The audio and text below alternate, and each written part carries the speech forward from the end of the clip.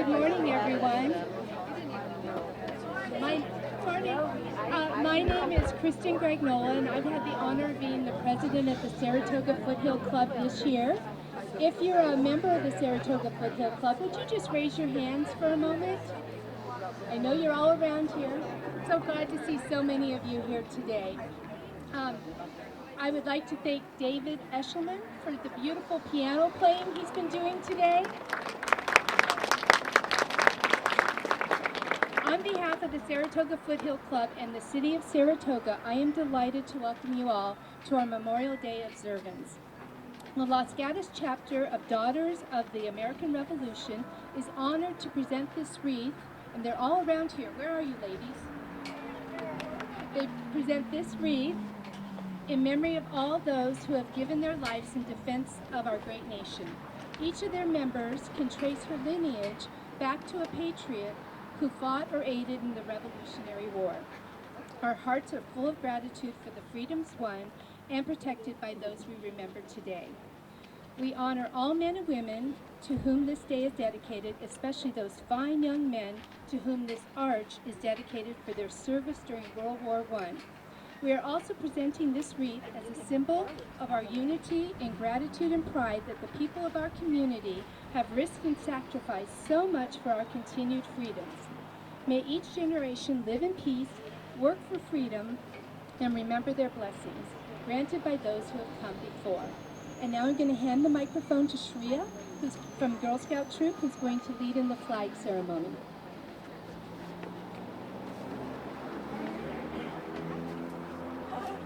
Girl Scouts, attention. Color Guard, advance.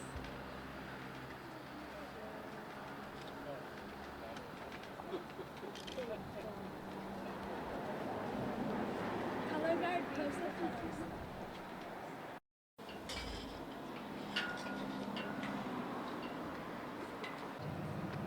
I pledge allegiance to the flag of the United States of America and to the republic for which it stands, one nation, under God, indivisible, with liberty and justice for all. Girl Scouts, attention. Color Guard, dismissed. Wonderful job, girls. Thank you so much.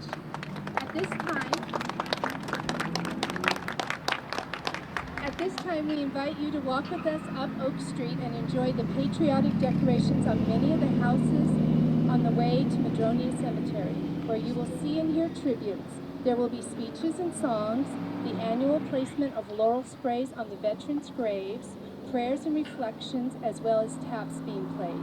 In all of the traditions, we hope you are inspired to honor our veterans and to serve our country. Please follow the Color Guard. Our ceremony will begin with the presentation of the colors from Boy Scout Troop. Thank you. Color Guard, forward march. Audience, please join me in the Pledge of Allegiance. I pledge allegiance to the flag of the United States of America and to the republic for which it stands, one nation, under God, indivisible, with liberty and justice for all. Thank you very much. Now we will have Annabelle and Anastasia Min sing the national anthem. Can you see by the dawn's early light what so proudly we hailed at the twilight's last gleam? And now I'd like to invite Sally Bryant, Pastor Sally Bryant from Saratoga Federated Church, up to give the invocation. I'm one of the pastors at Saratoga Federated Church, representing the Saratoga Ministerial Association. My father was a World War II veteran whose introduction to combat was the Battle of the Bulge. It is an honor for me to be here today. As I speak this invocation, I invite you to join me in prayer as your faith allows, and if prayer is not your practice, then I invite you to meditate on the themes introduced. You may be seated. I am Kristen Gragnola, president of the Saratoga Foothill Club. Welcome to the Saratoga Memorial Day observance at Madronia Cemetery. The Saratoga Foothill Club has been an integral part of our community and has been coordinating this important event for 95 years. The ladies of the club began organizing the Memorial Day observance in 1928, continuing the local custom of honoring those who have fallen in World War I. It is with pride and gratitude that we carry on and participate with you in this historic ceremony to recognize those who have served and died for our country. It is wonderful to see so many people attending today who share our value of honoring those who have made the ultimate sacrifice to keep this nation and its people free. On this special day, we remember and honor our fallen veterans from all conflicts. When Memorial Day was first established, those who died in battle were rarely returned home for burial. Rather, they were buried where they fell. They lie in cemeteries in Gettysburg, Pennsylvania, in poppy-covered fields in France and Belgium, in the Presidio, and on tiny islands dotting the Pacific. Our memorial arch was built so Saratogans would never forget the young men who died across the Atlantic, never to come home. In more recent years, those who have fallen have been brought home to rest in national military cemeteries or in their hometowns. Among those who are buried here who died in battle, there are hundreds more who also served in every capacity. They returned home, continued their lives, and now lie here near family and their community. On this occasion, we remember them all. We are also honored to have veterans among us today to share this observance. From each generation, many serve, and we all owe so much for that service. Will the veterans present today please stand and accept the gratitude of your community for your service to our country?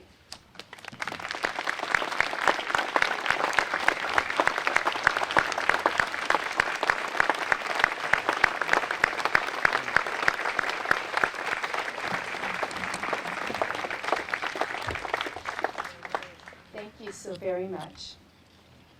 We also wish to acknowledge all past and current elected officials joining us this morning, and thank you for attending. Will you please stand to be recognized?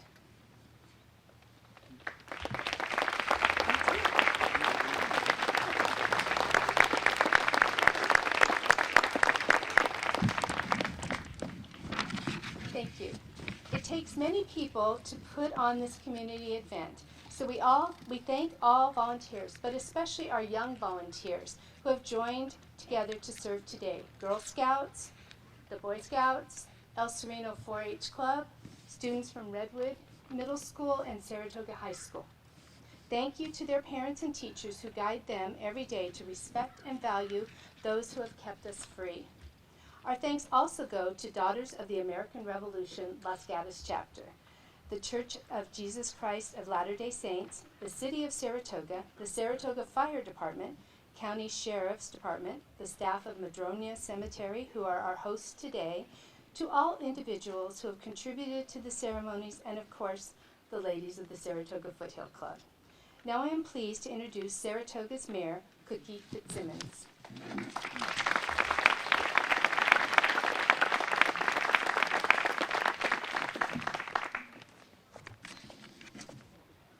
Good morning. I'm Cookie Fitzsimmons, Mayor of Saratoga, and it's my honor to welcome you to Saratoga's 94th Annual Memorial Day Observance. Since 1928, this event has brought our community together to remember those who made the ultimate sacrifice for our nation.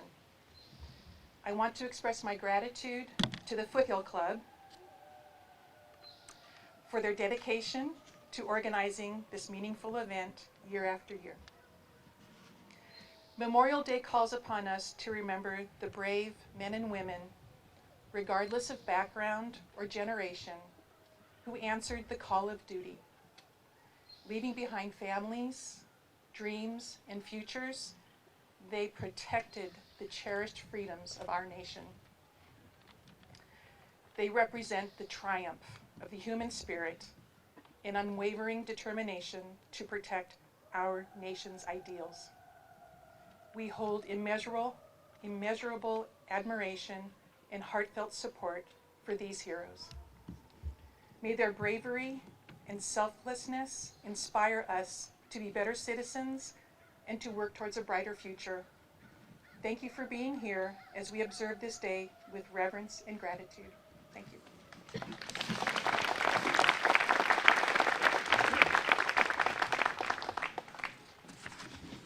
Thank you, Mayor Fitzsimmons. While the Girl Scouts place laurel branches on all 1,353 veterans' graves in the cemetery, Redwood Middle School students Nabil Fayad and Catherine Bui will provide us with some history of Memorial Day through traditional remembrance recitations.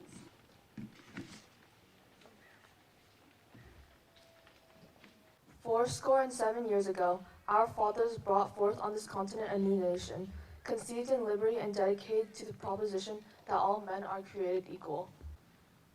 In Flanders fields the poppies blow, between the crosses row on row. This is such a beautiful song. Please sing along with us. God bless America, land that I love. This land was made for you and me. This land is your land. This land is my land. From California to the New York Islands, from the Redwood Forest to the Gulf Stream waters. This land was made for you and me.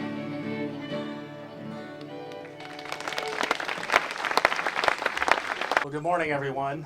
I want to thank you all for attending this ceremony each year where we pause to honor and remember our countrymen that gave their last full measure of devotion during combat operations in service of our nation. My name is Daniel Markert. I'm a retired U.S. Army infantry colonel from the California National Guard. This is, I think, my first Memorial Day event where I'm participating as a civilian. I retired 2 years ago. Participated in many painful military-specific memorial events for those of us who died while I was in Afghanistan or serving on an Iraq mission. And this is one of 3 days, the most solemn of which, where we think of our veterans and we think of our military forces, right? I mean, we have our Independence Day on July 4th, where we kind of celebrate our independence from the superpower of the time, Great Britain, that both our militias and then our Continental Army secured our independence and created our new nation. And then we have Veterans Day, where I'm sure I'm probably not alone. I'm speaking alone here, my fellow veterans out there, where we try and remain humble as everybody thanks us, all the living veterans, for their time in uniform. But then we have today, which is much more solemn, where we are remembering and we're honoring the service members that died too young, that they never made it home, or they came home in a flag-draped coffin. So I served 2 combat tours in Afghanistan, first in 2010, and then as an advisor when I was a major, and then again in 2018 as a colonel, where I was the director of operations in Kandahar. And then I finished up serving in California as the director of operations for all our domestic emergency support operations during 2020 and 21. And as luck would have it for me, we had too many emergencies those 2 years. I was also the rear commander for my infantry unit based out of the Central Valley in 2005 while they fought in Iraq against Zarqawi's Sunni terrorists and Iranian-sponsored Shia militias in southern Baghdad and the Qarada Peninsula. And we lost 17, 11 of which were from here in California. The rest were attached. And I had the duty of supporting the families and the casualty operations and sending replacements during that time. And I want to call out to one in particular that was very painful for me. I knew him the best. Captain Raymond Hill from Turlock, who was a bit of a goofball, and we made a lot of fun of him at times. And so it really hit home when I got the news that he was killed during a major offensive operation against Zarqawi's forces in southern Baghdad in October of 2005. I was asked to speak at his funeral as a military kind of eulogy. It was probably the hardest military duty I had, was to spend time with his family, his brothers, his father who had retired from our unit, years prior, his two daughters. It was a very personal loss.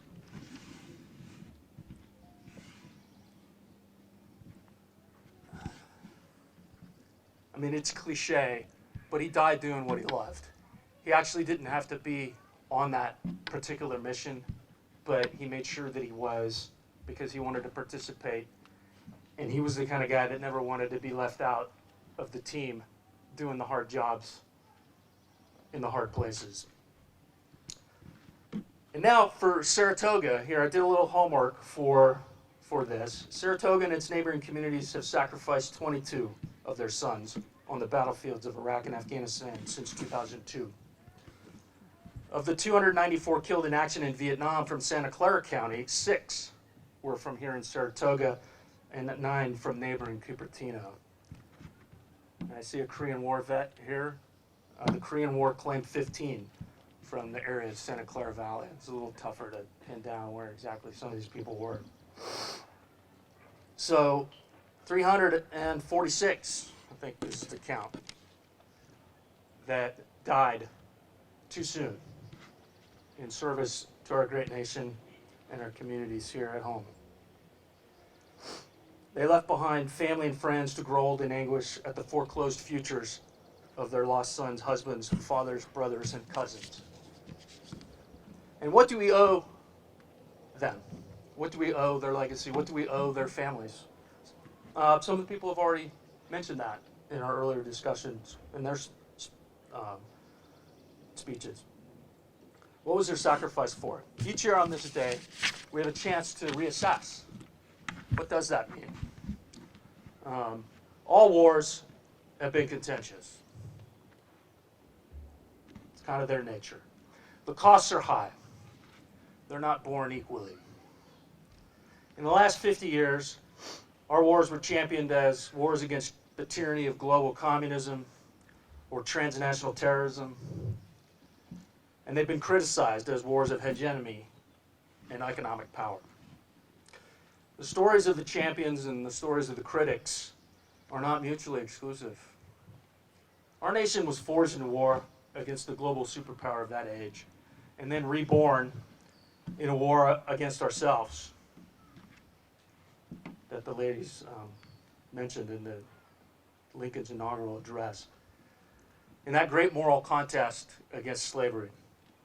And since then, we live our lives where our freedoms, our liberties, and our property are largely protected from predation by the rule of law. So I'm pleased to see representatives of the rule of law here from the Saratoga City Council and the mayor. This rule of law exists because we have shared beliefs and values that engender shared trust in each other and our form of government with its separated and divided powers. Powers that are abstract, and they're contingent on our continued shared beliefs, shared values, and shared trust. This abstract power is enforced by real power of military and police forces. Without this shared trust, our freedoms, our liberties, and our property are protected only through the power of our own force, which doesn't scale very well and can be quite hazardous to your health. Our military exists to operate in the global commons or in lands where shared beliefs, shared trust do not exist, where there is no shared rule of law, and where our interests are trammeled by the rule of force. Our military exists to impose severe costs on those that would deny us our freedoms, our liberties, or our property. So we honor our fallen today because they agreed to serve in our armed forces at their time and their age, in their contests of wills, to be the agents of force that ensure that the abstract power of our constitutional rule of law endures here at home to settle our disputes peacefully, and that our people of our nation are free to use the global commons and visit foreign lands, to trade and prosper as they see fit in accordance with our laws and treaties. The best way to honor the pain and loss of our fallen, to me at least, is to remember them. Go look up their names. Remember what they fought for in their time and place. What was their great contest? What were the critics? What were the champions of those days? And then for us to live our lives in ways that build and may sustain the trust that's required for a society that's governed by abstract power of constitutional rule of law.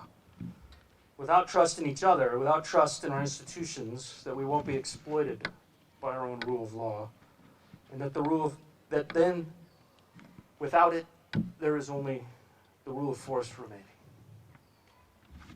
So thank you once again for spending time to honor the fallen. If you are able, could I invite you to stand for the benediction and remain standing for taps that will follow.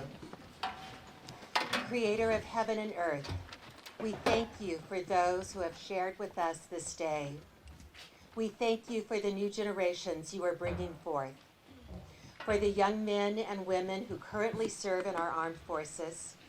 We thank you for their families, their sons and daughters, their husbands and wives.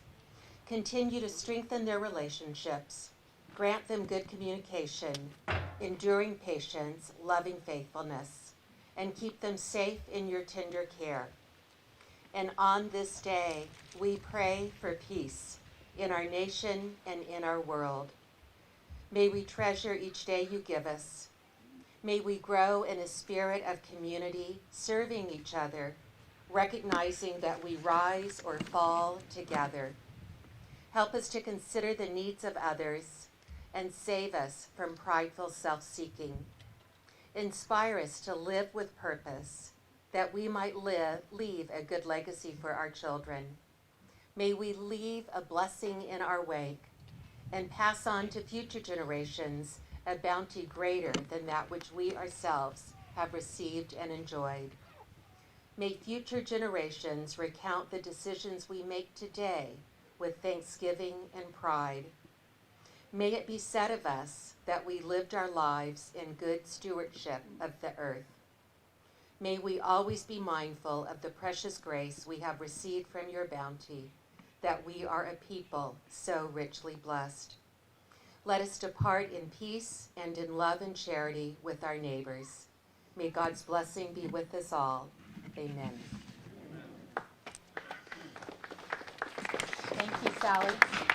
So if you have a cap on, kindly remove this during taps, which will be played by Nathan Lee and Gabriel Shee.